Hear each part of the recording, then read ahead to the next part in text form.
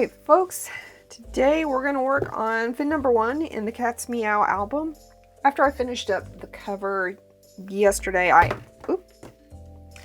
added some Nuvo drops. These are Dandelion Yellow, Carnation Pink, and Ripened Pumpkin. And as always, I will have links to all of the products that I can find online listed in the description box down below. Today we're going to do fin number 1. The base page for fin number 1 is 110 pound cardstock, and it measures 5 3/4 inches wide. We're going to score that at 1/2 inch by 9 inches tall. And the usable page space is going to be 5.5 by 9. On this page, we're going to add a flap. It's going to be a double flap. This piece is also 110 pound cardstock. It's 8.5 by 11. On the 11-inch side, we're going to score that at 1/2 inch and 5 3/4. And that's going to adhere down to this page here. It's not going to be the full length of the page. We'll have about 1/4 inch on each side, top and bottom. Underneath that, we're going to have a waterfall. And the waterfall pieces, there are 7 of these, I think. 1, 2, 3, 4, 5, 6, 7. Yes. They are 4 inches wide by 5.5 inches tall. The 5.5 inch side, we're going to score at 1/2 inch. And we're going to do some color blocking, and I will put the dimensions for the mats. Because of the color blocking, I'm not real sure if the dimensions are going to change between what I trimmed and what actually gets glued down. So I will put the dimensions down here in the lower thirds. So let's get started with assembly. I think the first thing is going to be to score everything and then glue the flap down, and then at the base and adhere the waterfall, and then start matting everything.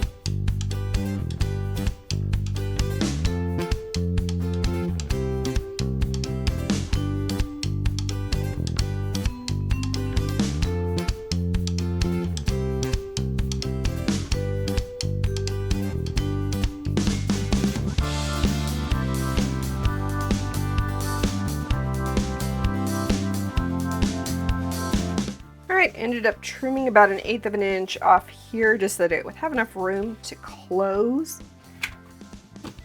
And then very carefully lined out how to do the color blocking here. On the center section, I ended up aligning the long edges here and kind of centering them before pressing down. That seemed to work a little bit better. So for page 2 and page 3, as usual, those pages are going to be pretty flat. We have mats, and these mats are 1/4 of an inch shorter in both directions than the base page. So they're going to look kind of like this. And then we have photo mats, and these are 4 1/4 by 6 1/4. And journaling spots. These are 4 1/4 by 1 3/4. And we're just going to alternate how they're laid out on the page. So this will be pages 2 and 3, and then we'll start on page number 4.